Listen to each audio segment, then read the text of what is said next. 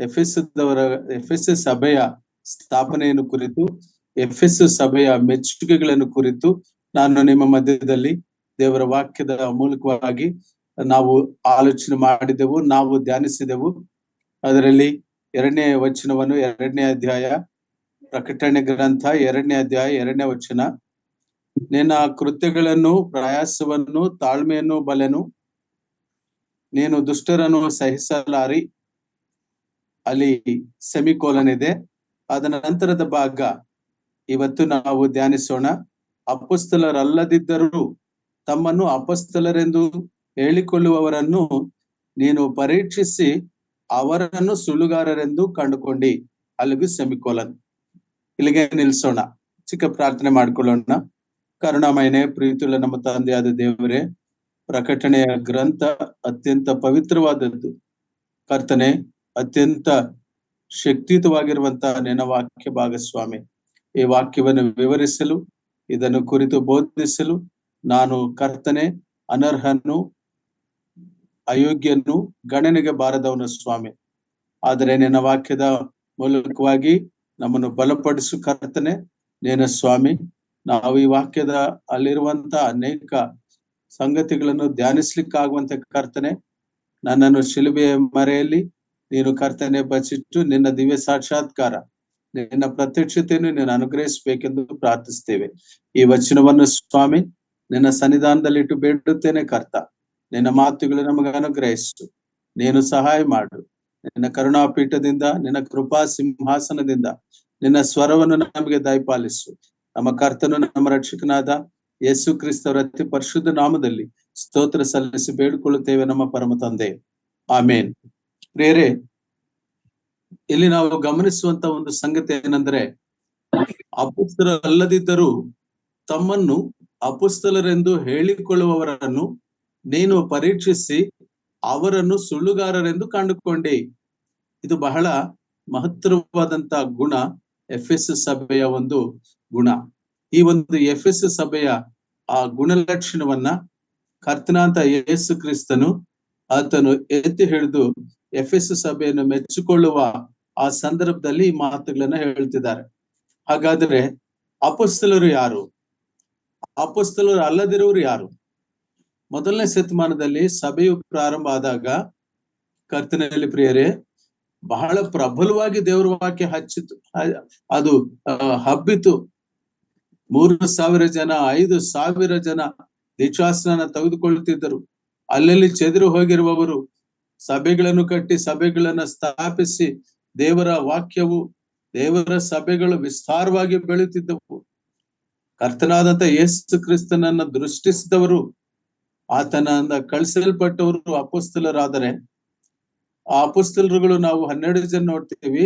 ಅಪೊಸ್ತಲನಾದ ಪೌಲನು ಅನ್ಯ ಜನರಿಗೆ ಸುವಾರ್ತೆ ಸಾರದಕ್ಕೋಸ್ಕರವಾಗಿ ಕರ್ತನಾದ ಯೇಸು ಕ್ರಿಸ್ತನು ವಿಶೇಷವಾಗಿ ಆರಿಸಿಕೊಂಡಿದ್ದನ್ನ ನಾವು ನೋಡ್ತೀವಿ. ಆದರೆ ಪ್ರಥಮ ಶತಮಾನದಲ್ಲಿ ಅಪೊಸ್ತಲರಲ್ಲದಿರುವರು ಕೂಡ ಪ್ರಚಲಿತವಾಗಿ ತಮ್ಮದೇ ಆದಂತಹ ಒಂದು ಬೋಧನೆಯನ್ನು, ತಮ್ಮದೇ ಆದಂತಹ ಒಂದು ತತ್ವವನ್ನು ತೆಗೆದುಕೊಂಡು ಬರ್ತಾ ಕರ್ತನಾದ ಯೇಸು ಕ್ರಿಸ್ತನ ದೈವತ್ವವನ್ನ, ಕರ್ತನಾದ ಯೇಸು ಕ್ರಿಸ್ತನ ದೈವತ್ವದ ಮಹತ್ವವನ್ನು ಅಂಗೀಕರಿಸದೆ ಒಂದು ಹೊಸ ಸಿದ್ಧಾಂತಗಳನ್ನ ತರುವಂತವರಾಗಿದ್ದರು ಪ್ರಿಯರೇ. ಅದಕ್ಕಾಗಿ ಎಫೆಸ್ ಸಭೆ ಅಂತವರನ್ನು ಆದಿ ಕಾಲದಲ್ಲಿಯೇ ಪ್ರೋತ್ಸಾಹಿಸಲಿಲ್ಲ. ಎಲ್ಲರ ಬೋಧನೆಯಲ್ಲೂ ಕೂಡ ಪರೀಕ್ಷಿಸುತ್ತಿರುವಂತ ಸಭೆ ಆಗಿತ್ತು. ಬೇರೆಯ ವಿಶ್ವಾಸಿಗಳು ಅವ್ರ ಮನೆಗೂ ಹೋಗಿ ಈ ವಾಕ್ಯದ ಪ್ರಾಮುಖ್ಯತೆ ಇದು ಹೀಗೆ ಇದೆಯೋ ಇಲ್ಲವೋ ಅಂತ ಪರೀಕ್ಷಿಸ್ತಿದ್ರು ಎಂಬುದಾಗಿ ನಾವು ವಾಕ್ಯದಲ್ಲಿ ನೋಡ್ತೀವಿ ಪ್ರಿಯರೇ. ಹಾಗೆ ಈ ಒಂದು ವಾಕ್ಯದ ಈ ಒಂದು ಸಂದರ್ಭದಲ್ಲಿ ನಾವು ನೋಡುವಾಗ ನಿರರ್ಥಕವಾದ ತತ್ವಜ್ಞಾನ ಒಂದು ಮೊದಲನೆಯ ಒಂದು ರೀತಿಯ ಅಪೊಸ್ತಲರು ಆಗದಿರುವಂತವರು ತೆಗೆದುಕೊಂಡು ಬಂದದ್ದು. ಫಾಲ್ಸ್ ಅಪೋಸ್ಟಲ್ಸ್, ಫಾಲ್ಸ್ ಪ್ರೀಚರ್ಸ್ ಮೊದಲನೇ ಶತಮಾನದವ್ರ ಕುರಿತು ನಾನು ಹೇಳ್ತಾ ಇದ್ದೀನಿ. 20ನೇ ಶತಮಾನದಲ್ಲಿ ನಾನು ಹೇಳ್ತಿಲ್ಲ. ಆದಿಯಿಂದ ಇರುವಂತ ಒಂದು ಸಂಗತಿಗಳನ್ನ ನಾನು ನೆನಪಿಗೆ ತರ್ತಾ ಇದ್ದೀನಿ. ದಯಮಾಡಿ ನೋಡಿ, ಯಾರಾದರೂ ವಾಕ್ಯ ತೆಗೆದರೆ ಅದನ್ನು ಓದಿದ್ರೆ ನನಗೆ ಅನುಕೂಲ ಆಗುತ್ತದೆ.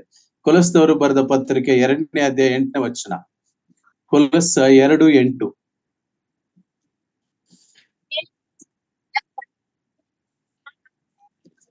ಕೊಲಸ್ದವರು ಬರೆದ ಪತ್ರಿಕೆ 2ನೇ ಅಧ್ಯಾಯ. ಕ್ರಿಸ್ತನನ್ನು ಅನುಸರಿಸಿ ಮನುಷ್ಯರ ಸಂಪ್ರದಾಯಗಳನ್ನು ಪ್ರಾಪಂಚಿಕ ಬಾಲಬೋಧೆಯನ್ನು ಅನುಸರಿಸುವವರು ನಿಮ್ಮಲ್ಲಿ ಬಂದು ಮೋಸವಾದ ನಿರರ್ಥಕ ತತ್ವಜ್ಞಾನ ಬೋಧನೆಯಿಂದ ನಿಮ್ಮ ಮನಸ್ಸನ್ನು ಕೆಡಿಸಿ ನಿಮ್ಮನ್ನು ವಶ ಮಾಡಿಕೊಂಡಾರು. ಎಚ್ಚರಿಕೆಯಾಗಿರಿ. Thank you sister, thank you. ಬಹಳ ಅದ್ಭುತವಾದಂತ ಒಂದು ಮಾತನ್ನ ಪೌಲನು ಕೊಲಸದವರಿಗೆ ಹೇಳ್ತಾ, ಎಂತವರು ಎಂಬುದಾಗಿ ಹೇಳುವಾಗ, ನಿಮ್ಮಲ್ಲಿ ಬಂದು ಮೋಸವಾದ ನಿರರ್ಥಕ ತತ್ವಜ್ಞಾನ. ಇದು ಮೋಸಕರವಾದ ನಿರರ್ಥಕವಾದಂತ ಒಂದು ತತ್ವಜ್ಞಾನ ಎಂಬುದು ಜನರನ್ನ ಮೋಸಪಡಿಸುವಂತದ್ದಕ್ಕೆ ಪ್ರಯತ್ನಿಸ್ತಿತ್ತು. ಅನೇಕರನ್ನ ಕ್ರಿಸ್ತ ನಂಬಿಕೆಯಿಂದ ಭ್ರಷ್ಟರಾಗುವಂತೆ ಮಾಡುತ್ತಿತ್ತು. ಎಫೆಸು ಸಭೆ ಕೃತ್ಯಗಳಿರುವ ಸಭೆ, ಪ್ರಯಾಸ ಪಡುವ ಸಭೆ, ತಾಳ್ಮೆ ಇರುವ ಸಭೆ ಮತ್ತು ಸುಳ್ಳು ಬೋಧಕರನ್ನು ತಿರಸ್ಕರಿಸುವ ಸಭೆ, ಪರೀಕ್ಷಿಸುವ ಸಭೆ, ಗೊತ್ತು ಮಾಡುವ ಸಭೆ. ಈ ಸುಳ್ಳು ಬೋಧಕರ ಜನಕನು ಯಾರು? Who is the father of this false apostles and false prophets? ಈ ಸುಳ್ಳು ಬೋಧಕರ ಸೈತಾನನು ಯಾರು ಎಂಬುದನ್ನು ನಾವು ನೋಡುವಾಗ ಆದಿಕಾಂಡ 3ನೇ ಅಧ್ಯಾಯ 5ನೇ ವಚನದಲ್ಲಿ ನಾವು ನೋಡ್ತೇವೆ. ಅವನ ಸ್ವರ ಅಲ್ಲಿ ಬಂದದ್ದು. ಅಲ್ಲಿ ಅವನು ಹೇಳ್ತಾನೆ, ಅಪವಾದಿಯಾದ ಸೈತಾನನು, ನೀವು ಹೇಗೂ ಸಾಯುವುದಿಲ್ಲ, ನೀವು ಹೇಗೂ ಸಾಯುವುದಿಲ್ಲ ಅಂತ ಹೇಳಿರುವಂತ ಆ ಒಂದು ತತ್ವಜ್ಞಾನ, ಆ ಒಂದು ಲೌಕಿಕ ಜ್ಞಾನ, ಆ ಒಂದು ಇಹಲೋಕದ ಅಧಿಪತಿ ಅಂತ ಆಗಿರುವಂತ ಸೈತಾನನ ಒಂದು ಮಾತುಗಳು ಪ್ರಥಮ ಸಭೆಯ ಅಥವಾ ಪ್ರಥಮ ಶತಮಾನದ ಸಂದರ್ಭದಲ್ಲಿ ಕೂಡ ಹಾಗೆ ಅವು ವೃದ್ಧಿ ಆಗ್ತಾ ಬಂದವು. ಹೇಗೆಂದ ಹೇಳುವಾಗ, ಆ ತತ್ವವನ್ನ ಅನೇಕರು ಆ ಅಪವಾದಿಯ ನಿರರ್ಥಕವಾದ ತತ್ವಜ್ಞಾನಗಳ ಮೂಲಕ ಕ್ರಿಸ್ತನ ದೈವತ್ವವನ್ನ ಅಲೆಗಳಿತಾ ಇದ್ರು. ಅದರಲ್ಲಿ ಪ್ರಮುಖವಾಗಿ 5 ನಿರರ್ಥಕ ತತ್ವಜ್ಞಾನಗಳನ್ನ ಕರ್ತನ ವಾಕ್ಯದ ಮೂಲಕವಾಗಿ ನಾವು ಈ ದಿನ ತಿಳಿದುಕೊಳ್ಳುವ ಪ್ರಯತ್ನ ಮಾಡೋಣ. ಈ 5 ತತ್ವಜ್ಞಾನಗಳು ಯಾವುವು ಎಂಬುದಾಗಿ ಹೇಳುವಾಗ ಚರಿತ್ರೆಯಲ್ಲಿ ನಾವು ಈ ಸಂಗತಿಗಳನ್ನು ಕಾಣ್ತೇವೆ. ಮೊದಲನೇದಾಗಿ ಪ್ಲೆಟೋನಿಸಂ. ಪ್ಲೆಟೋನಿಸಂ ಅಂದ್ರೆ ಏನು ಎಂಬುದನ್ನು ಯೋಚಿಸೋಣ. ಎರಡನೇದಾಗಿ ಸ್ಟಾಯಿಸಿಸಂ. ಸ್ಟಾಯಿಸಿಸಂ ಅಂದ್ರೆ ಏನಂತ ತಿಳ್ಕೊಳ್ಳೋಣ. ಮೂರನೇದಾಗಿ ಎಪಿಕ್ಯೂರಿಯನಿಸಂ. ಎಪಿಕ್ಯೂರಿಯನಿಸಂ ಅಂದ್ರೆ ಏನಂತ ತಿಳ್ಕೊಳ್ಳೋಣ. ನಾಲ್ಕನೇದಾಗಿ ಹೆಲೆನಿಸಂ. ಹೆಲೆನಿಸಂ ಅಂದ್ರೆ ಏನಂತ ತಿಳ್ಕೊಳ್ಳೋಣ. ಐದನೇದಾಗಿ ಪ್ಯಾಂಥಿಯಿಸಂ. ಪ್ಯಾಂಥಿಯಿಸಂ ಅಂದ್ರೆ ಏನೆಂಬುದಾಗಿ ತಿಳ್ಕೊಳ್ಳೋಣ. ಈ ರೀತಿ ಇವಿಷ್ಟೇ ಅಲ್ಲ, ಇದರ ಬೈ ಪ್ರಾಡಕ್ಟ್ಸ್ ಆಗಿ ಅನೇಕ ಫಿಲಾಸಫೀಸ್, ಅನೇಕ ಥಿಯಾಲಜೀಸ್ ಕ್ರಿಸ್ತನ ಸಭೆಯ ವಿರುದ್ಧ, ಕ್ರಿಸ್ತನ ದೈವತ್ವದ ವಿರುದ್ಧ, ಕ್ರಿಸ್ತನ ಒಂದು ದೈವತ್ವದ ಮಹತ್ವದ ವಿರುದ್ಧ, ಶಿಲುಬೆಯ ಮಾತುಗಳ ವಿರುದ್ಧ ಅನೇಕ ತತ್ವಗಳು, ಅನೇಕ ಸಿದ್ಧಾಂತಗಳು ಎದ್ದು ಬಂದಿರುವಂತ ಸಂದರ್ಭದಲ್ಲಿ ಎಫೆಸ್ ಸಭೆ ಕಾದುಕೊಂಡು ನಿಂತಿತ್ತು. ಪ್ರಿಯರೇ, ಎಫೆಸ್ ಸಭೆ ಅವೆಲ್ಲವನ್ನು ಮೆಟ್ಟಿ ನಿಂತಿತ್ತು. ಎಫೆಸ್ ಸಭೆ ಅವೆಲ್ಲದಕ್ಕೂ ಕೂಡ ಸೊಪ್ಪು ಹಾಕದೆ ಕರ್ತನಾದ ಯೇಸು ಕ್ರಿಸ್ತನನ್ನ, ಆತನ ಶಿಲುಬೆಯ ಮರಣವನ್ನು, ಆತನ ಒಂದು ತಾಳ್ಮೆಯನ್ನು, ಆತನಿಗೋಸ್ಕರ ಪ್ರಯಾಸ ಪಡುವುದು, ಆತನಿಗೋಸ್ಕರ ಕೃತ್ಯಗಳನ್ನು ಮಾಡುವಂತ ಸಭೆ ಅದಾಗಿತ್ತು. ಈ ಪ್ಲೆಟೋನಿಸಂ ಅನ್ನೋನು, ಪ್ಲಾಟೋ ಅನ್ನೋನು ಕ್ರಿಸ್ತ ಪೂರ್ವ 400 ವರ್ಷದ ಸಂದರ್ಭದಲ್ಲಿ ಅವನು ಒಂದು ಅಕಾಡೆಮಿ ಪ್ರಾರಂಭ ಮಾಡಿ ಹೇಳ್ತಾನೆ. ಅದು ಕ್ರಿಸ್ತ ಶಕ 83ವರೆಗೂ ಕೂಡ ಅದು ತುಂಬಾ ಪ್ರಚಲಿತವಾಗಿ ಗ್ರೇಷಿಯೋ ರೋಮನ್ ಕಲ್ಚರ್ ನಲ್ಲಿ ಅನೇಕ ತಪ್ಪು ಸಿದ್ಧಾಂತಗಳನ್ನು ಲೋಕದ ಜನರಿಗೆ ತಂದೊಡ್ಡಿತ್ತು. ಆ ಪ್ಲೆಟೋನಿಸಂ ಅಂದ್ರೆ ಏನಂದ್ರೆ, ಆ ಪ್ಲೆಟೋನಿಸಂ ಸಿದ್ಧಾಂತ ಏನಂದ್ರೆ, ಮನುಷ್ಯನು, ಅವನ ಶಿಷ್ಯ ಇನ್ನೊಬ್ಬ ಬರ್ತಾನೆ ಅರಿಸ್ಟಾಟಿಲ್ ಅಂತ, ಅವನು ಪ್ರಚಲಿತವಾಗಿ ಮಾಡುವಂತದ್ದು ಏನಂದ್ರೆ, ಮನುಷ್ಯ ಮಾಡುವಂತ ಒಂದು ತಪ್ಪು ಅಥವಾ ಅವನಲ್ಲಿ ಇರ್ತಕ್ಕಂಥ ಒಂದು ಬಲಹೀನತೆ, ಅದನ್ನ ಗ್ರೀಕ್ ಪದದಲ್ಲಿ ಹೆಮಾರ್ಷಿಯಾ ಅಂತ ಹೇಳಿದ್ದಾರೆ. ಹೆಮಾರ್ಷಿಯಾ ಅಂದ್ರೆ ಅದನ್ನ ಇಂಗ್ಲಿಷ್ ನಲ್ಲಿ ಟ್ರಾನ್ಸ್ಲೇಟ್ ಮಾಡಿದ್ರೆ error of judgment. Error of judgment ಅಂದ್ರೆ ಏನೋ ತಪ್ಪಾಯ್ತು, ಅವನು ಸರಿಯಾಗಿ ಜಡ್ಜ್ ಮಾಡ್ಲಿಕ್ಕಾಗಿಲ್ಲ, ಅವನು ಸರಿಯಾಗಿ ನೋಡ್ಲಿಕ್ಕಾಗಿಲ್ಲ, ಅಚಾನಕ್ ಆಗಿ ಹೋಯ್ತು ಅಂತ ಎಲ್ಲಾ ಪಾಪಗಳನ್ನ ಮುಚ್ಚಿ ಹಾಕುವಂತ ಒಂದು ಸಿದ್ಧಾಂತ. ಅಂದ್ರೆ ಮನುಷ್ಯನಲ್ಲಿ ಪಾಪ ಭೀತಿ ಆಗಲಿ, ಪಾಪ ಪ್ರಜ್ಞೆಯಾಗಲಿ ಮೂಡಿಸಿ ದೈವತ್ವದ ಕಡೆಗೆ ನಡೆಸುವುದಂತನ್ನು ಬಿಟ್ಟು ಜೀವನದಲ್ಲಿ ಏನೇ ಸಂಭವಿಸಿದ್ರು ಕೂಡ ಅವು ಕೇವಲ ಇಟ್ ಈಸ್ ಬಿಕಾಸ್ ಆಫ್ ಹೆಮಾರ್ಷಿಯಾ ಅಥವಾ ರಾಂಗ್ ಜಡ್ಜ್ಮೆಂಟ್ ನಿಂದ ಆಗಿರ್ಬೋದು ಅಂತ ಮನುಷ್ಯರನ್ನ ಪ್ರೇರೇಪಿಸಿಕೊಂಡು ಲೋಕಾನುಸಾರವಾಗಿ ನಡೆಸಿಕೊಂಡು ಹೋಗುವಂತ ಒಂದು ತತ್ವಜ್ಞಾನ, ಅದು ಮಾರಕವಾಗಿರುವಂತಹದ್ದು. ಪ್ಲಾಟೋನಿಸಂ ಎಂಬುದಾಗಿ ಹೇಳುವಾಗ ಪ್ಲಾಟೋ ಅದಕ್ಕೆ ಫೌಂಡರ್.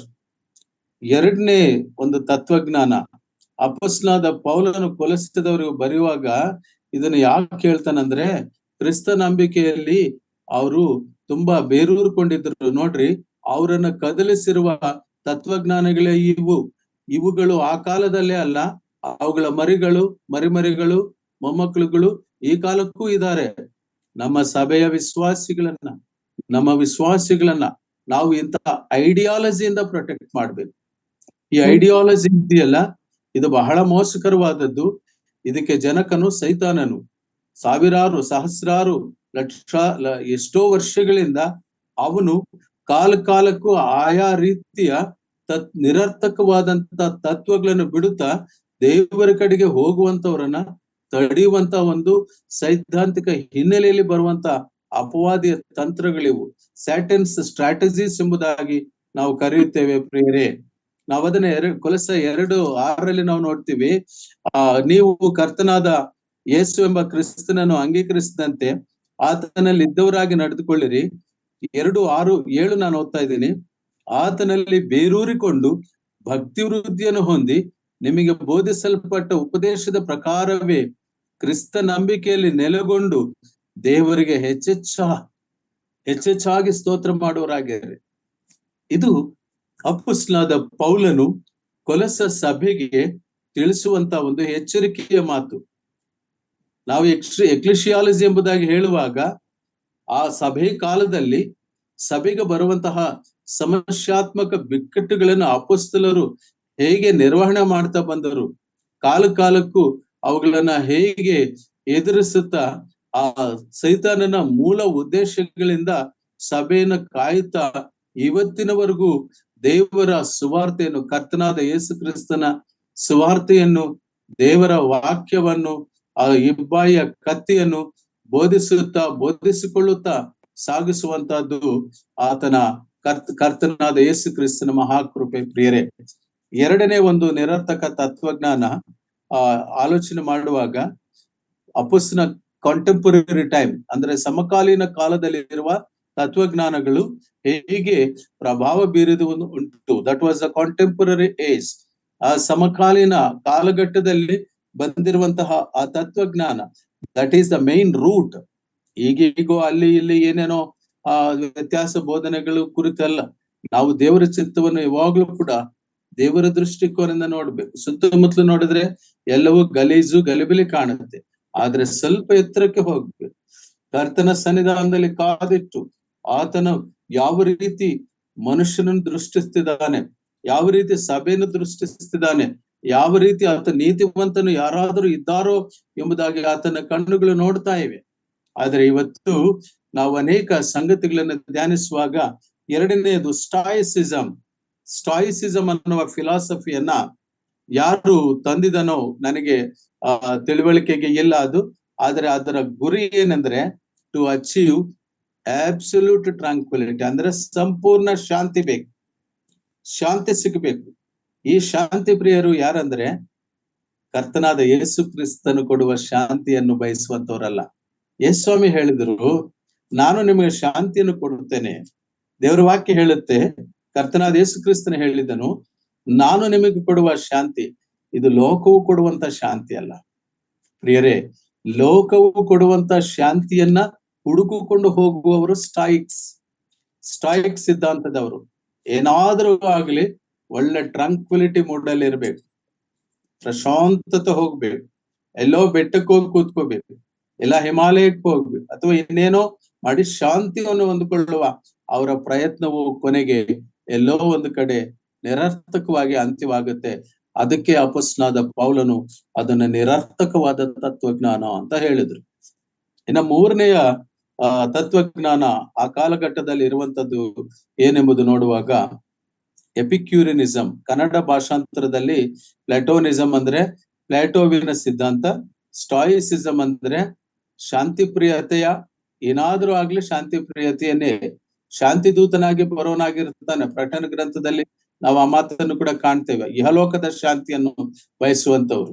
ಎಪಿಕ್ಯೂರಿನಿಸಂ ಅಂದ್ರೆ ಐಷಾರಾಮ ಜೀವನ, ಏನಾದ್ರೂ ಮಾಡು, ಜೀವನ ಹೇಗೆ ಮಾಡ್ಬೇಕಂದ್ರೆ ಪ್ಲೆಜರ್, ತಿನ್ನು ಕುಡಿ, ಏನು ಬೇಕಾದ್ರೂ ಮಾಡು. ನಮ್ಮ ಕರ್ತನಾದ ಯೇಸು ಸ್ವಾಮಿ ಹೇಳ್ತಾನೆ, ಮೂರ್ಖನು ನೀನು, ಈ ರಾತ್ರಿ ನಾನು ನಿನ್ನ ಪ್ರಾಣವನ್ನು ಕೇಳುವನಾಗಿದ್ದೇನೆ. ಪ್ರಿಯರೇ, ಈ ಲೋಕ ನಮಗೆ ಶಾಶ್ವತವಲ್ಲ, ನಾವು ಈ ಲೋಕದಲ್ಲಿ ಶಾಶ್ವತವಾಗಿರುವುದಿಲ್ಲ. ಜನನದ ನಂತರ ನಮಗೆ ಮರಣವು ಕಟ್ಟಿಟ್ಟ ಬುತ್ತಿ, ಮರಣದ ನಂತರ ಎರಡನೇ ಮರಣ ಇದೆ.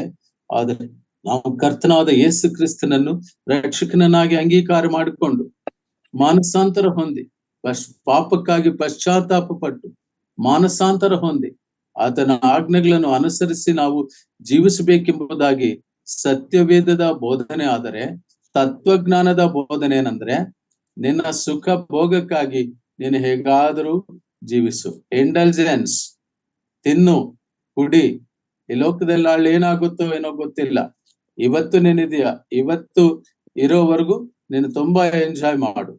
ಈ ರೀತಿ ಮಾತುಗಳನ್ನು ನಾವು ಈ ಕಾಲಘಟ್ಟದಲ್ಲಿ ಕೂಡ ಕೇಳಿಸ್ಕೊಳ್ತಾ ಇರ್ತೀವಿ.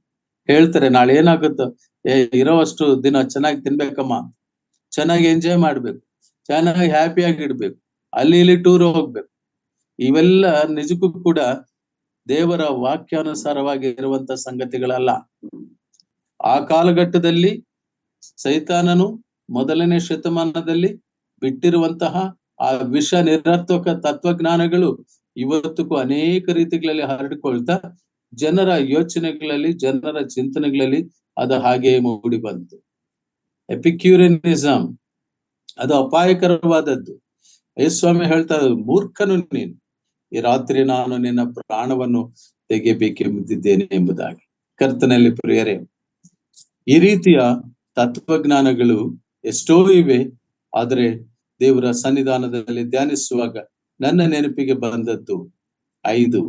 4ನೇದಾಗಿ ನಾವು ನೋಡುವಾಗ ಹೆಲೆನಿಸಂ ಅನ್ನೋದು ಅಪಾಯಕರವಾಗಿರುವಂತ ಒಂದು ಗ್ರೇಷಿಯೋ ರೋಮನ್ ಕಲ್ಚರಲ್ ಫಿಲಾಸಫಿ. ಅದೊಂದು ಗ್ರೀಕ್ ದೇಶದ ದೇವತೆಗಳು, ದೇವರುಗಳು ಅವರ ಒಟ್ಟಿಗೆ ಸಂತೋಷವಾಗಿ ಜಾತ್ರೆಗಳು ಮಾಡುತ್ತಾ, ಹಬ್ಬಗಳು ಮಾಡುತ್ತಾ, ಸೆಲೆಬ್ರೇಷನ್ ಮಾಡಿಕೊಳ್ಳುವಂತ ಪೋಲಿಥಿಯಿಸಂ ಅಂದ್ರೆ ಬಹುದೇವರುಗಳು, ಅನೇಕ ದೇವರುಗಳು ಇರುವಂತ ಆ ಒಂದು ರೀತಿನಲ್ಲಿ ಆ ರೋಮ್ ಸಾಮ್ರಾಜ್ಯದಲ್ಲಿ ಆ ಗ್ರೀಕರ ಕಲ್ಚರ್ ಜೊತೆಯಲ್ಲಿ ಬಂದಿರುವುದು ಹೆಲೆನಿಸಂ. ಕರ್ತನಲ್ಲಿ ಪ್ರಿಯರೇ, ಆದಿ ಸಭೆಯ ಪ್ರಾರಂಭದ ಸಂದರ್ಭದಲ್ಲಿ, ರೋಮ್ ಸಾಮ್ರಾಜ್ಯ ಸ್ಥಾಪಿಸಲ್ಪಟ್ಟಂತ ಸಂದರ್ಭದಲ್ಲಿ, ಕ್ರಿಸ್ತಪೂರ್ವ 323ನೇ ಇಸ್ವಿಯಲ್ಲಿ ಇಡೀ ಪ್ರಪಂಚವನ್ನ ಏಕಛತ್ರಾಧಿಪತ್ಯವನ್ನಾಗಿ ಮಾಡಬೇಕೆಂದು ಪ್ರಯತ್ನ ಮಾಡಿರುವ ಅಲೆಕ್ಸಾಂಡರ್ ಮರಣ ಹೊಂದಿದ ಸಂದರ್ಭದಲ್ಲಿ ಇವೆಲ್ಲವೂ ಕೂಡ ಪ್ರತ್ಯೇಕವಾಗಿ ವಿರುದ್ಧ ದಿಕ್ಕಿನಲ್ಲಿ ಬರುವಂತವಾಗಿತ್ತು. ಮಲ್ಟಿಪಲ್ ಗಾಡ್ಸ್, ಅನೇಕ ಗಾಡ್ಸ್, ಪೋಲಿಥಿಯಿಸಂ, ಅವರಿಗೆ ಜಾತ್ರೆ ಮಾಡುವುದು, ಹಬ್ಬ ಮಾಡುವುದು.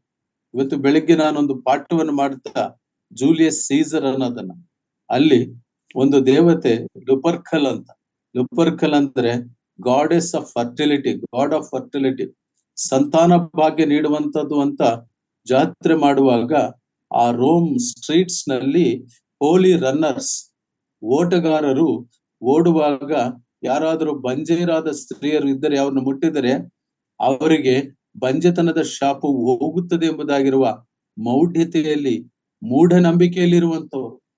ಕರ್ತನಲ್ಲಿ ಪ್ರಿಯರೇ, ಹೆಲೆನಿಸಂ ಒಂದು ಅಪಾಯಕರವಾದಂತ ಒಂದು ಸಿದ್ಧಾಂತವು ಆ ಕಾಲದಲ್ಲಿ ಆಗ ಹೊರಟಿ ಬಂದಿತ್ತು. ಅನೇಕರು ಆ ಒಂದು ವಿಲಾಸದ ಮಾರ್ಗಕ್ಕೆ ಅಥವಾ ಲೋಕದ ಆ ಜೀವನಕ್ಕೆ ಹೋಗಲು ಪ್ರಯತ್ನಿಸ್ತಿರುವಂತ ಆ ಸಂದರ್ಭದಲ್ಲಿ ಎಫೆಸ್ ಸಭೆ ತನ್ನ ಸಭೆಯನ್ನು, ಸಭಿಕರನ್ನು ಅದು ಕಾಪಾಡಿಕೊಂಡಿರುವಂತಹದ್ದು. ನಾವು ಮುಂದಕ್ಕೆ ಹೋಗ್ತೇವೆ. ಕೊನೆಯದಾಗಿ ಪ್ಯಾಂಥಿಸಂ ಅನ್ನೋದು ಕೂಡ ಹೆಲೆನಿಸಂ ತರ ಇರುವಂತಹದ್ದೇ. ಕ್ರಿಸ್ತ ಶಕ ಪ್ರಾಯಶಃ ನಾನು ನೆನೆಸ್ತೇನೆ 1500-600 ಇಸ್ವಿಯಲ್ಲಿ ವಿಲಿಯಂ ವರ್ಡ್ಸ್ವರ್ತ್ ಅನ್ನೋನು, ಹೆಸರು ಕ್ರಿಸ್ಟಿಯನ್ ನೇಮ್ ಇದೆ, ಆದ್ರೆ ಆತ ಪ್ಯಾಂಥಿಸ್ಟಿಕ್ ಲಿಟರೇಚರ್ ಬರೆದ. ನೇಚರ್ ಇಸ್ ದ ಹೀಲರ್, ಪ್ರಕೃತಿಯೇ ಸ್ವಸ್ಥತೆ. ನಿಜ ಇರ್ಬೋದೇನೋ ಒಂದು ವೇಳೆ, ಆದ್ರೆ ಪ್ರಕೃತಿಯಲ್ಲಿನೇ ದೈವತ್ವ. ಹೇಗೆ universe and God are the same thing. ಇದನ್ನೇ ನೋಡಿ ಅವರು ಜ್ಞಾನಿಗಳೆಂದು ತಿಳಿದು ಹುಚ್ಚರಾದರು ಅಂತ ಪೌಲ ರೋಮಾಪುರದವ್ರಿಗೆ ಬರಿತಾ ಹೇಳುವಂಥದ್ದು. ದಯಮಾಡಿ ನೋಡ್ರಿ, ರೋಮಾಪುರ 1ನೇ ಅಧ್ಯಾಯ 21-22 ವಚನಗಳು. ರೋಮಾಪುರದವ್ರಿಗೆ ಬರೆದ ಪತ್ರಿಕೆ 1ನೇ ಅಧ್ಯಾಯ 21-22 ವಚನಗಳು.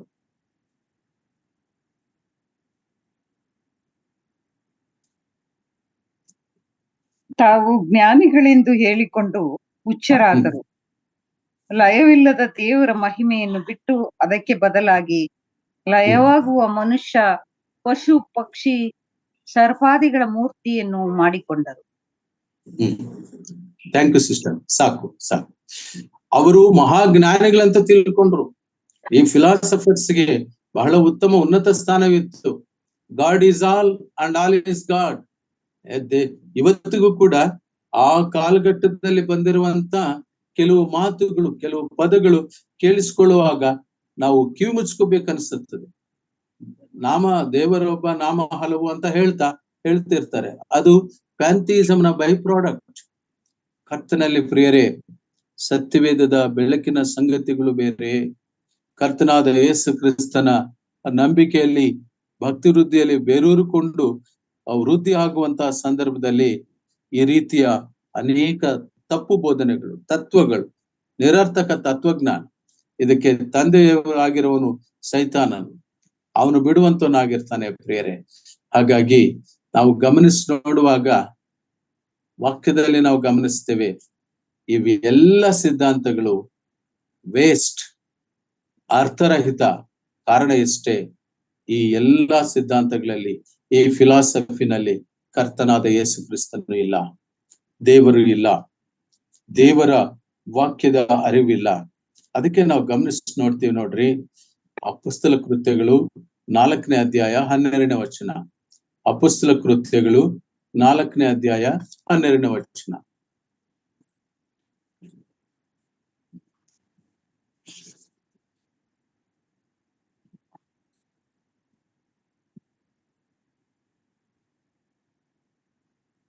ನಾನೇ ಓದ್ತೀನಿ.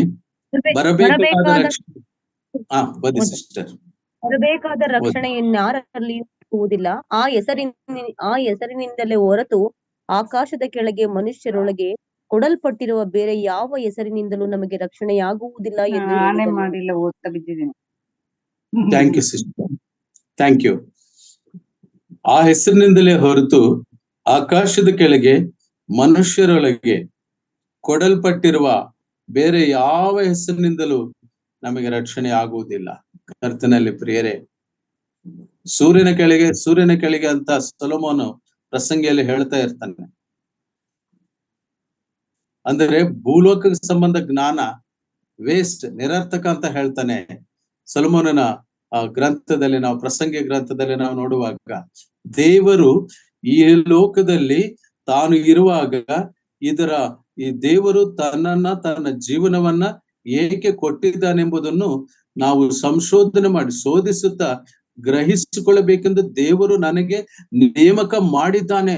ನಾನು ಯೆರೂಸಲೇಮಿನ ಅರಸನು, ನಾನು ಅರಸನಾಗಿರುವವನೆಂಬುದಾಗಿ ತನ್ನನ್ನು ತಾನು ಇಂಟ್ರೊಡ್ಯೂಸ್ ಮಾಡ್ಕೊಳ್ತಾ, ತನ್ನನ್ನು ತಾನು ಪರಿಚಯಿಸ್ಕೊಳ್ತಾ ಹೇಳ್ತಾನೆ, ಸೂರ್ಯನ ಕೆಳಗಡೆ ಆತನಿಗೆ ಯಾವ ಸಂತೋಷವಾಗುವುದಿಲ್ಲ, ಯಾವ ಜ್ಞಾನವು ಅದು ಜ್ಞಾನವು ಕೊಡುವಂಥದ್ದಲ್ಲ.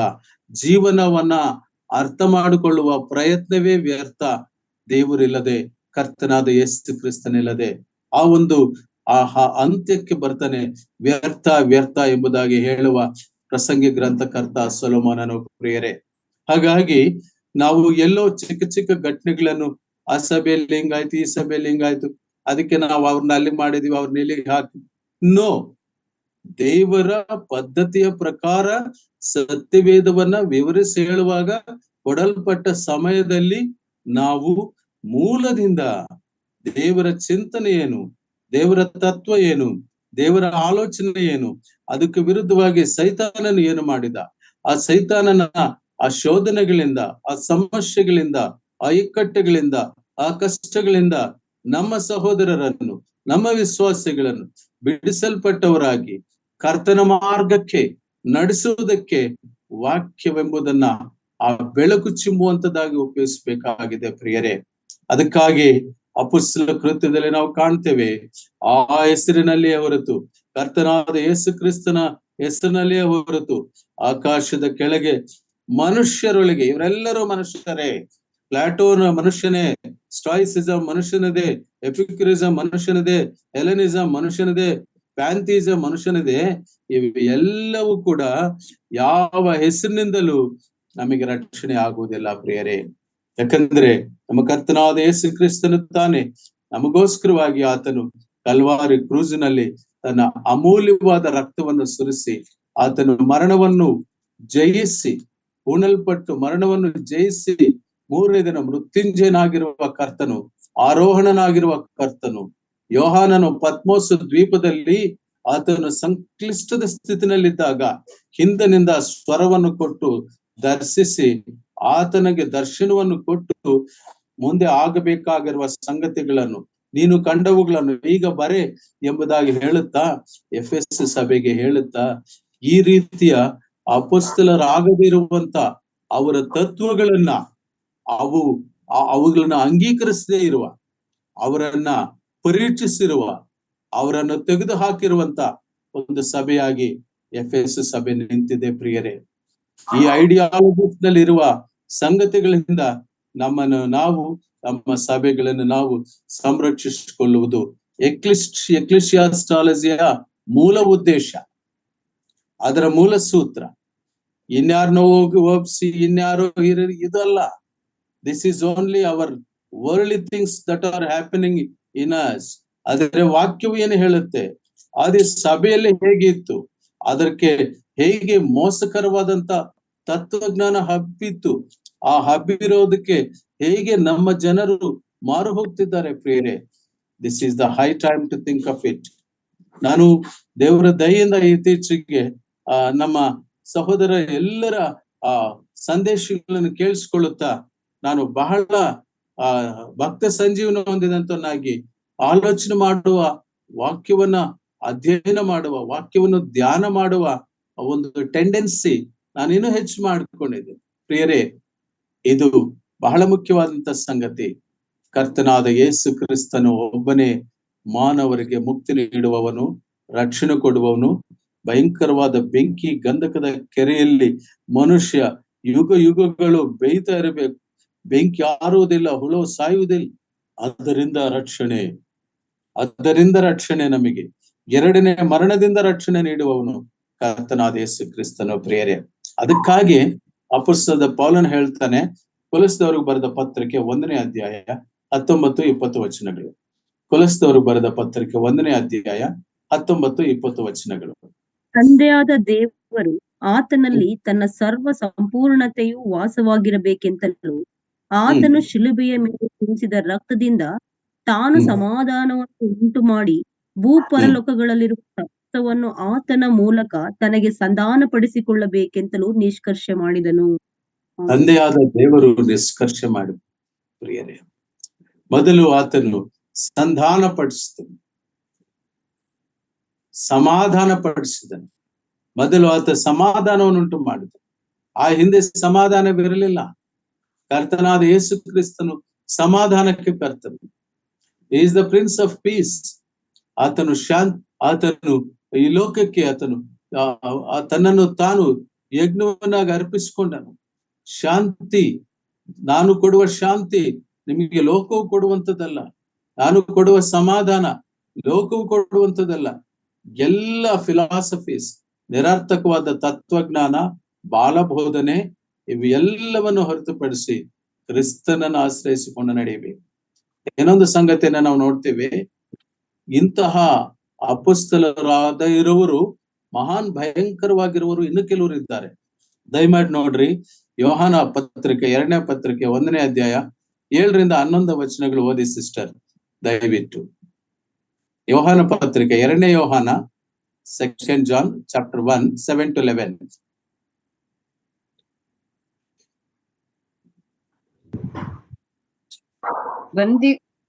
ಮನುಷ್ಯನಾಗಿ ಬಂದಿರುವ ಯೇಸು ಕ್ರಿಸ್ತನನ್ನು ಒಪ್ಪದೇ ಇರುವ ಮೋಸಗಾರರು ಅನೇಕ ಮಂದಿ ಹೊರಟು ಲೋಕದೊಳಗೆ ಹೋಗಿದ್ದಾರೆ. ಯೇಸುವನ್ನು ಒಪ್ಪದವನು ಮೋಸಗಾರನು, ಕ್ರಿಸ್ತ ವಿರೋಧಿಯೂ ಆಗಿದ್ದಾನೆ. ನಾವು ಪ್ರಯಾಸ ಪಟ್ಟು ಮಾಡಿದವುಗಳನ್ನು ನೀವು ಕಳಕೊಳ್ಳದೆ ಪೂರ್ಣ ಫಲವನ್ನು ಹೊಂದುವಂತೆ ಜಾಗರೂಕರಾಗಿರ್ರಿ. ಕ್ರಿಸ್ತನ ಉಪದೇಶದಲ್ಲಿ ನೆಲೆಗೊಳ್ಳದೆ ಅದನ್ನು ಅತಿಕ್ರಮಿಸಿ ಮುಂದಕ್ಕೆ ಹೋಗುವವನಿಗೆ ದೇವರ ಅನ್ಯೋನ್ಯತೆ ಇಲ್ಲ. ಆ ಉಪದೇಶದಲ್ಲಿ ನೆಲೆಗೊಂಡಿರುವವನಿಗೆ ತಂದೆಯ ಮತ್ತು ಮಗನ ಅನ್ಯೋನ್ಯತೆ ಉಂಟು. ಈ ಉಪದೇಶಕ್ಕೆ ಒಪ್ಪದಿರುವ ಯಾವನಾದರೂ ನಿಮ್ಮ ಬಳಿಗೆ ಬಂದರೆ ಅವನನ್ನು ಮನೆಯೊಳಗೆ ಸೇರಿಸಿಕೊಳ್ಳಬೇಡಿರಿ. ಅವನಿಗೆ ಶುಭವಾಗಲಿ ಎಂದು ಹೇಳಬೇಡಿರಿ. ಅವನಿಗೆ ಶುಭವಾಗಲಿ ಎಂದು ಹೇಳುವವನು ಅವನ ದುಷ್ಕೃತ್ಯಗಳಲ್ಲಿ ಪಾಲುಗಾರನಾಗುತ್ತಾನೆ. ಥ್ಯಾಂಕ್ ಯು ಸಿಸ್ಟರ್, ಚೆನ್ನಾಗಿ ಓದಿದಿರಿ. ಕರ್ತನಲ್ಲಿ ಪ್ರಿಯರೇ, ವಾಸ್ತವ ಸಂಗತಿಯನ್ನು ಹೇಳುವುದಾದರೆ, ಸೈತಾನನಿಗೆ ಈ ಹೊಸದಾಗಿ, ನಾನು ಅನ್ಯ ಧರ್ಮದಿಂದ ಬಂದಿರುವವನು, ಸಂಡೇ ಸ್ಕೂಲ್ ನನಗೆ ಗೊತ್ತಿಲ್ಲ, ಸತ್ಯವೇದ ನನ್ನ ಕೈಯಲ್ಲಿ ಇರ್ಲಿಲ್ಲ, ನಾನು ರಕ್ಷಣೆ ಹೊಂದಿದ್ದು ತುಮಕೂರು ಪ್ರಧಾನ ಸಭೆಯಲ್ಲಿ ದೀಕ್ಷಾಸ್ನಾನ ಹೊಂದಿದ್ದು. ಆಗ ಕನ್ನಡ ಬೈಬಲ್ ನನಗೆ ಡಿ ಜಾನ್ ಅಂತ ಬೈಬಲ್ ಸೊಸೈಟಿಯಲ್ಲಿ ಇರುವಂತ ಒಬ್ಬ ಸಹೋದರರು, ಈಗ ಕ್ರಿಸ್ತನಲ್ಲಿ ನಿದ್ರೆ ಹೊಂದಿದ್ದಾರೆ, RKB ಸಭೆಯವರು, ರಾಜಾಜಿನಗರ ಕನ್ನಡ ಪ್ರಧಾನ ಅಸೆಂಬ್ಲಿ. ಅವರು ನನಗೆ ಕನ್ನಡ ಬೈಬಲ್ ತಂದು ಕೊಟ್ಟಿದ್ರು. ನಮ್ಮ ಸಭಾ ಹಿರಿಯರು ನಮಗೆ ದೇವರ ವಾಕ್ಯವನ್ನ ಬೋಧಿಸ್ತಾ ಇದ್ರು. ನಾನು ಅಷ್ಟು ಇಷ್ಟು ಅರ್ಥ ಮಾಡ್ಕೊಳ್ಳಿಕ್ಕೆ ಪ್ರಯತ್ನ ಮಾಡ್ತಿದ್ದೆ. ಮಲಯಾಳ ಭಾಷೆಯಿಂದ ಕನ್ನಡ ಭಾಷೆಗೆ ತರ್ಜುಮೆ ಇರ್ತಿತ್ತು. ಅವಾಗ ನಾವು ಒಂದು ಬಾಡಿಗೆ ಮನೆಯಲ್ಲಿ ಅಪ್ಸ್ಟೇರ್ ಅಲ್ಲಿ ಇದೀವಿ. ಹೆಂಗೆ ಗೊತ್ತಾಯ್ತು, ಯಾರಿಗ್ ಗೊತ್ತಾಯ್ತು, ಸೈತಾನ ಹೆಂಗೆ ತಿಳ್ಕೊಂಡು ಏನು ಈ ಜೆಹೋವ ವಿಟ್ನೆಸಸ್ ನಮ್ಮ ಮನೆ ಒಳಗಡೆ ಬಂದರು. ನಮ್ಮ ಮನೆ ಒಳಗಡೆ ಬಂದಿರುವವರು, ಕ್ಷಮಿಸಿ, ಈ ಘಟನೆಯನ್ನು ನಾನು ಯಾಕೆ ಹೇಳ್ತೀನಿ ಅಂದ್ರೆ, ನನ್ನನ್ನು ಹೆಚ್ಚಿಸ್ಕೊಳ್ಳೋದಕ್ಕಲ್ಲ, ನನ್ನನ್ನು ತಗ್ಗಿಸುವ ಘಟನೆ ಇದು. ನಾನೆಂತ ದಡ್ಡ ಅನ್ನೋ ಘಟನೆ ಹೇಳುವಂತ, ಅಂದ್ರೆ ದಡ್ಡ ಅಂದ್ರೆ ತಿಳಿದಲೇ ನನಗೆ ಅವ್ರ ಒಳಗೆ ಸೇರಿಸ್ಕೊಂಡೆ, ನನಗೆ ಗೊತ್ತಿರ್ಲಿಲ್ಲ. ಆಗ ನನ್ನ ಸಭೆ ನನ್ನನ್ನು ಕಾಯ್ದು ಅಂತವ್ರನ್ನ ಇನ್ನು ಮುಂದೆ ಸೇರಿಸ್ಕೋಬೇಡ್ರಿ ಅಂತ ಹೇಳಿದ್ರು. ಅವ್ರು ನನಗೆ ಹೇಳಿದ್ದು ಪ್ರಶ್ನೆ ಒಂದೇ, ನನಗೆ ಅವಾಗ ಏನು ಗೊತ್ತಿಲ್ಲ. I was a very raw believer. ನನಗೇನ್ ಗೊತ್ತು, ಸಭೆಗೆ ಹೋಗ್ತಿದ್ದೆ, ಅವ್ರು ವಾಕ್ಯ ಹೇಳ್ತಿದ್ರು, ಕೇಳಿಸ್ಕೊಳ್ತಿದ್ದೆ. ಒಂದು ಕೆಲವು ದಿನಗಳಾದ್ಮೇಲೆ ದೀಕ್ಷಾಸ್ನಾನ ಕೊಟ್ರು, ರೊಟ್ಟಿ ದ್ರಾಕ್ಷರಸ ಅಲ್ಲಿ ಭಾಗಿಯಾಗ್ಬೇಕಂತ ಹೇಳಿದ್ರು, ತಗೊಳ್ತಿದ್ದೆ. ಆ ಸಂದರ್ಭದಲ್ಲಿ ಇವರು ಬಂದು ನನಗೆ ಕೇಳಿರೋ ಒಂದು ಪ್ರಶ್ನೆ, ಯೇಸು ಕ್ರಿಸ್ತ 3 ದಿನ ಭೂಮಿಯ ಒಳಗಡೆ ಇರುವಾಗ ಈ ಸೃಷ್ಟಿಗೆ ದೇವರು ಯಾರು? ನಾವು ನೆಕ್ಸ್ಟ್ ಬರ್ತೀವಿ, ಆನ್ಸರ್ ಕೊಡಿ ಅಂತ. ನಾನು ಅವ್ರಿಗೆ ಹೇಳಿದೆ, ನಮಗೆ ಎಲ್ಲ ಬೋಧಿಸೋರು ಇದ್ದಾರೆ, ನಾವು ನಮ್ಮ ಸಭೆಯಲ್ಲಿ ಕಲಿತಾ ಇದೀವಿ, ನೀವ್ ಹಿಂಗೆ ಪ್ರಯಾಸ ಪಟ್ಟು ಬರ್ಬೇಡ್ರಿ ಅಂತ ಹೇಳಿದೆ. ಜೆಂಟ್ಸ್ ಮಾತಾಡಲ್ಲ, ಲೇಡೀಸ್ ಮಾತಾಡ್ತಾರೆ. 2-3 ಬಂದು, ಒಬ್ರು ಜೆಂಟ್ ಬಂದೆ, ಆತ ಸುಮ್ನೆ ಕೂತಿದ್. ಸರಿ ಅಂತ ಹೇಳ್ಬಿಟ್ಟು ಬ್ರದರ್ ಹೇಳಿದಾಗ ಈ ವಾಕ್ಯ ನನಗೆ ತೋರಿಸಿದ್ರು. ಪ್ರಾಯಶಃ ಸಭೆ ಇವತ್ತು ನಮ್ಮನ್ನು ಕಾಯುವುದಕ್ಕೆ ಮುಖ್ಯ ಕಾರಣ ನಿಜವಾದ ಅಪೊಸ್ಟಲಿಕ್ ಪ್ರೀಚಿಂಗ್, ಅಂದ್ರೆ ನಿಜವಾದ ಸತ್ಯದ ಜ್ಞಾನದ ತಿಳುವಳಿಕೆ ನಮ್ಮ ಸಭೆಗಳಲ್ಲಿ ಇರೋದ್ರಿಂದ ನಾವು ಮೋಸ ಹೋಗಕ್ಕೆ ಆಗದೇ ಇರೋ ರೀತಿನಲ್ಲಿ ಈ ನಿರರ್ಥಕವಾದ ತತ್ವಜ್ಞಾನಗಳಲ್ಲೂ ನಮ್ಮನ್ನು ಭ್ರಮಾಲೋಕಕ್ಕೆ ಕರ್ಕೊಂಡು ಹೋಗದೆ, ನಮ್ಮನ್ನ ಭ್ರಮೆಯ ಒಳಗಡೆ ಸಿಲುಕದೆ ದೇವರ ವಾಕ್ಯದ ಬಳಿಗೆ ಬರೋ ಹಾಗೆ ಮಾಡುದು. ದೇವರ ವಾಕ್ಯದಲ್ಲಿ ಪರಿಶೀಲನೆ ಮಾಡಿ ಅಧ್ಯಯನ ಮಾಡಿ ಅದರ ಸಂಗತಿಗಳನ್ನು ಗ್ರಹಿಸಿಕೊಳ್ಳೋ ಹಾಗಾಗುತ್ತೆ. ಕರ್ತನಲ್ಲಿ ಪ್ರಿಯರೇ, ಯೇಸುವಿನ ದೈವತ್ವವನ್ನು ಒಪ್ಪದಿರುವವರು ಈ ಲೋಕದೊಳಗೆ ಆಗಲೇ ಬಂದಿದ್ದಾರೆ. ಎಚ್ಚರವಾಗಿರಬೇಕಾಗಿದೆ. ಯಾಕಂದ್ರೆ ಇವು ಸೈತಾನನ ತಂತ್ರಗಳು. ನಾಲ್ಕನೇ ಇನ್ನೊಂದು ವಿಷಯ ನಾನು ಹಂಚಿಕೊಂಡು ಮುಕ್ತಾಯ ಮಾಡ್ತೇನೆ. 1 ಕೊರಿಂಥೆ 4:6 ಅಲ್ಲಿ ಅಪೊಸ್ತಲನಾದ ಪೌಲ ಬೋಧಿಸುವವರಿಗೆ ಒಂದು ಸ್ಮಾಲ್ ಹಿಂಟ್ ಕೊಡ್ತಾನೆ. ಬೋಧಿಸುವವರಿಗೆ ಒಂದು ಹಿಂಟ್. 1 ಕೊರಿಂಥ 4ನೇ ಅಧ್ಯಾಯ 6ನೇ ವಚನ. ಸಹೋದರರೇ, ನಾನು ನಿಮಗೋಸ್ಕರವೇ ಇಂದಣ ಮಾತುಗಳನ್ನು ಸಾಮ್ಯ ರೂಪವಾಗಿ ನನ್ನ ವಿಷಯದಲ್ಲಿಯೂ ಅಪೊಸ್ತಲನ ವಿಷಯದಲ್ಲಿ ಹೇಳಿದ್ದೇನೆ. ನೀವು ನಮ್ಮನ್ನು ದೃಷ್ಟಾಂತವಾಗಿ ಇಟ್ಟುಕೊಂಡ ಶಾಸ್ತ್ರದಲ್ಲಿ ಬರೆದಿರುವುದನ್ನು ಮೀರಿ ಹೋಗಬಾರದೆಂಬುದನ್ನು, ನಿಮ್ಮಲ್ಲಿ ಯಾರೋ ಒಬ್ಬ ಬೋಧಕನನ್ನು ವಿರೋಧಿಸಿ ಮತ್ತೊಬ್ಬನ ಪಕ್ಷವನ್ನು ಹಿಡಿದು ಉಬ್ಬಿಕೊಳ್ಳಬಾರದೆಂಬುದನ್ನು ಕಲಿತುಕೊಳ್ಳಬೇಕು. ಸಾಕು ಬ್ರದರ್, ಥ್ಯಾಂಕ್ ಯು. ಈಗ ನಮ್ಮ ದೃಷ್ಟಿಕೋನ ಏನಂದ್ರೆ, ಒಂದು ವೇಳೆ ಒಬ್ಬ ವ್ಯಕ್ತಿ ನಮಗೆ ಬೋಧಿಸಿದಾಗ ನಾವು ವಾಕ್ಯವನ್ನ ಪ್ರಾಧಾನ್ಯತೆ ಕೊಟ್ಟು, ವರ್ಡ್ ಸೆಂಟ್ರಿಕ್ ಆಟಿಟ್ಯೂಡ್, ವಾಕ್ಯವನ್ನ ಕೇಂದ್ರವಾಗಿರಿಸಿಕೊಂಡು ಧ್ಯಾನ ಮಾಡುವ ಮನೋಭಾವ, ತಪ್ಪುಗಳನ್ನ ತಿದ್ದುಕೊಳ್ಳುವ ಮನೋಭಾವ, ರಿಪೆಂಟೆನ್ಸ್ ಪ್ರಾಯಶ್ಚಿತ್ತ ಪಡುವ ಮನೋಭಾವ, ಇದು ವಾಕ್ಯವು ನಮಗೆ ಕಲಿಸುತ್ತೆ ಪ್ರಿಯರೇ. ಈ ವಾಕ್ಯದ ಬೆಳಕಿನಲ್ಲಿ ಹೋಗ್ಲಿಕ್ಕೆ ಸಭೆಯ ಬಾಧ್ಯತೆ ಎಷ್ಟೋ ಇದೆ. ಆ ಸಭೆಯ ಹಿರಿತನ ಮಾಡುವುದು ಸುಲಭವಾದ ಕೆಲಸವಲ್ಲ. ಅದನ್ನು ಅಪೇಕ್ಷಿಸುವವನು ದೊಡ್ಡ ಕೆಲಸವನ್ನು ಅಪೇಕ್ಷಿಸನಾಗಿದ್ದಾನೆ. ಎಫೆಸ್ ಸಭೆಗೆ ಯೋಹಾನನು ಬರೆಯುವಾಗ ಕರ್ತನಾದ ಯೇಸು ಕ್ರಿಸ್ತನು ಹೇಳಿದ್ದು, ಆ ಸಭೆಗೆ ಬರೆ ಎಂಬುದಾಗಿ ಹೇಳುವಾಗ ಕರ್ತನಾದ ಯೇಸು ಕ್ರಿಸ್ತನು ಎಫೆಸ್ ಸಭೆಗೆ ಪ್ರಕಟಣೆ ಗ್ರಂಥ 2ನೇ ಅಧ್ಯಾಯ 2ನೇ ವಚನದ ಒಂದು ಪದವನ್ನ ಮಾತ್ರ ನಾವು ಧ್ಯಾನಿಸಿದ್ದೇವೆ. ಸೆಮಿಕೋಲನ್ನಿಂದ ಇನ್ನೊಂದು ಸೆಮಿಕೋಲನ್ ವರೆಗೂ ಅದೇನೆಂಬುದಾಗಿ ಹೇಳುವಾಗ 2ನೇ ಇದರಲ್ಲಿ ಅಪೊಸ್ತಲ ಕೃತ್ಯಗಳು ಪ್ರಕಟಣೆ ಗ್ರಂಥ 2ನೇ ಅಧ್ಯಾಯ 2ನೇ ವಚನ, ತಮ್ಮನ್ನು ಅಪೊಸ್ತಲರಲ್ಲದಿದ್ದರೂ, ಮಧ್ಯಭಾಗದಿಂದ ನಾನು ನೋಡ್ತಾ ಇದ್ದೇನೆ, ತಮ್ಮನ್ನು ಅಪೊಸ್ತಲರೆಂದು ಹೇಳಿಕೊಳ್ಳುವವರನ್ನು ನೀನು ಪರೀಕ್ಷಿಸಿ ಅವರನ್ನು ಸುಳ್ಳುಗಾರರೆಂದು ಕಂಡುಕೊಂಡಿರಿ. ಈ ಅಣಬೆ ಮತ್ತು ಗೋಧಿ ಒಟ್ಟೊಟ್ಟಿಗೆ ಇರ್ತದೆ, ಗುರ್ತಿಸೋದು ಕಷ್ಟ. ಆದ್ರೆ ಈ ಸಭೆಯವರು ಆ ಬೋಧನೆಯು ಹೇಗೆ ತನ್ನ ಬಗ್ಗೆ ಹೇಳಿಕೊಳ್ಳುವಂತಹದ್ದ, ಮಿರಕಲ್ಸ್ ನ ಪ್ರೀಚ್ ಮಾಡುವಂತಹದ್ದ, ಈ ಬೋಧನೆಯ ವ್ಯತ್ಯಾಸ ಕುರಿತು ದೇವ್ರ ಚಿತ್ತವಾದರೆ ಮುಂದಿನ ಸಂದರ್ಭದಲ್ಲಿ ಎಕ್ಲೆಸಿಯಾಸ್ಟಾಲಜಿ ಏನು, ಸಭಾಶಾಸ್ತ್ರದ ಆ ಒಂದು ಏನು ಸ್ವಸ್ಥ ಬೋಧನೆ ಗುಣಲಕ್ಷಣಗಳೇನು, ಅಸ್ವಸ್ಥ ಬೋಧನೆ ಗುಣಲಕ್ಷಣಗಳೇನು, ಸ್ವಸ್ಥ ಬೋಧನೆಯು ಅಸ್ವಸ್ಥ ಬೋಧನೆಯು ಎರಡು ಒಟ್ಟೊಟ್ಟಾಗಿ ಸಾಗುವ ಈ ಕೆಟ್ಟ ಕಾಲದಲ್ಲಿ, ಈ ಸಂದರ್ಭಗಳಲ್ಲಿ ನಾವು ಕರ್ತನಾದ ಯೇಸು ಕ್ರಿಸ್ತನನ್ನು ಆಶ್ರಯಿಸಿಕೊಂಡು ಸ್ಥಿರವಾಗಿ ನಿಲ್ಲಬೇಕು, ದೃಢವಾಗಿ ನಿಲ್ಲಬೇಕು ಪ್ರಿಯರೇ.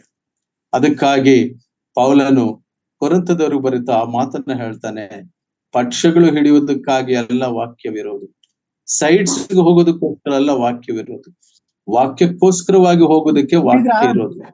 ಒಮ್ಮೆ ಒಬ್ಬರು ವಾಕ್ಯವು ಬಂದಾಗ ಆ ವಾಕ್ಯವನ್ನು ನಾವು ತೆಗೆದು ನೋಡೋದು. ಕೆಲವೊಮ್ಮೆ ನಮಗೆ ಕೆಲವರು ವಾಕ್ಯ ಇಷ್ಟವಾಗ್ಲಿಲ್ವಾ, ಆ ವಾಕ್ಯ ಕೊಟ್ಟವನ್ನ ನಾವು ದ್ವೇಷಿಸೋದು ಬೇಡ. ಆ ವಾಕ್ಯದ ಜೊತೆಗೆ ಇನ್ನೂ ಕೆಲವು ವಾಕ್ಯಗಳನ್ನು ಚೆನ್ನಾಗಿ ಅಭ್ಯಾಸ ಮಾಡಿ, ಅಧ್ಯಯನ ಮಾಡಿ, ಬರ್ಕೊಂಡು ಈ ವಾಕ್ಯ ಹೀಗೆ ಹೇಳುತ್ತೆ, ಇದು ನನಗೆ ವಾಕ್ಯ ಹೇಳಿದ್ದು ನನಗೆ ಸತ್ಯ, ಇದು ನನಗೆ ಬೇಕು, ಇದನ್ನ ನಾನು ನಂಬ್ತೇನೆ. This is supreme, word is supreme. ವಾಕ್ಯ ಕೇಂದ್ರಿತ ಸಂದೇಶಗಳು ಬಂದರೆ ಸಂತೋಷಿಸಿ, ಆಗಾಗ್ಲಿಲ್ಲ, ಒಂದು ವೇಳೆ ತಪ್ಪಿ ಹೋಯ್ತಾ ತಪ್ಪುಕೊಳ್ಳಬೇಡ್ರಿ, ಬೇಸರ ಪಡ್ಕೊಳ್ಬೇಡ್ರಿ. ಆದ್ರೆ ವಾಕ್ಯವನ್ನ ಪರಿಶೀಲನೆ ಮಾಡಿ ಓದಿ ಬೆರೆಯ ಸಭೆಯವರ ರೀತಿಯಲ್ಲಿ, ಹಾಗೆ ಸಮಾಧಾನ ಸಿಗುತ್ತದೆ ಕರ್ತನಲ್ಲಿ ಪ್ರಿಯರೇ. ಕೊನೆಯದಾಗಿ 2ನೇ ಪೇತ್ರ 1ನೇ ಅಧ್ಯಾಯ 16ನಿಂದ 19 ವಚನ, 20-21 ವಚನ ಕೂಡ ಓದಿ ಮುಕ್ತಾಯ ಮಾಡಿಕೊಳ್ಳೋಣ. 2ನೇ ಪೇತ್ರ 1ನೇ ಅಧ್ಯಾಯ 16 ಮತ್ತು 19, 20, 21. ನಮ್ಮ ಕರ್ತನಾದ ಯೇಸು ಕ್ರಿಸ್ತರ ಶಕ್ತಿಯನ್ನು ಪ್ರತ್ಯಕ್ಷತೆಯನ್ನು ನಿಮಗೆ ತಿಳಿಯಪಡಿಸಿದ್ದರಲ್ಲಿ ಚಮತ್ಕಾರದಿಂದ ಕಲ್ಪಿಸಿದ ಕಥೆಗಳನ್ನು ನಾವು ಅನುಸರಿಸುವವರಾಗಿರಲಿಲ್ಲ. ಆತನ ಮಹತ್ವವನ್ನು ಕಣ್ಣಾರೆ ಕಂಡವರಾಗಿಯೇ ತಿಳಿಯಪಡಿಸಿದೆವು. 19 ಇದಲ್ಲದೆ ಪ್ರವಾದನ ವಾಕ್ಯವು ನಮಗೂ ಮತ್ತು ದೃಢವಾಗಿದೆ. ನಿಮ್ಮ ಹೃದಯದೊಳಗೆ ಬೆಳ್ಳಿಯು ಮೂಡಿ ಅರುಣೋದಯವಾಗುವ ಪರ್ಯಂತರ ಅದನ್ನು ಕತ್ತಲೆಯಾದ ಸ್ಥಳದಲ್ಲಿ ಪ್ರಕಾಶಿಸುವ ದೀಪವೆಂದೆಣಿಸಿ ಅದಕ್ಕೆ ಲಕ್ಷ್ಯ ಕೊಡುವುದೇ ಒಳ್ಳೆಯದು. Correct sister, thank you. ಈ ಪ್ರವಾದನೆ ವಾಕ್ಯ ಏನೇನೋ ಹೇಳುವಂತದಕ್ಕಾಗಿ ನಾವು ಕರೆಯಲ್ಪಟ್ಟಿಲ್ಲ ಪ್ರಿಯರೇ.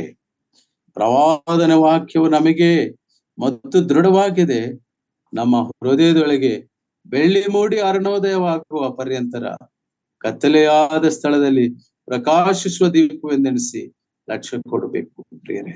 ಆ ವಾಕ್ಯಕ್ಕೆ ಲಕ್ಷ್ಯ ಕೊಡೋಣ, ವಾಕ್ಯವನ್ನ ಆಧರಿಸಿಕೊಳ್ಳೋಣ, ವಾಕ್ಯದ ಬೆಳಕಿನಲ್ಲಿ ಸರಿಪಡಿಸಿಕೊಳ್ಳೋಣ. ಎಫೆಸ ಸಭೆ ಇದಕ್ಕೆ ಅವಕಾಶ ಕೊಟ್ಟಿತ್ತು. ಎಂತ ಅದ್ಭುತವಾದ ಮೆಚ್ಚುಗೆ!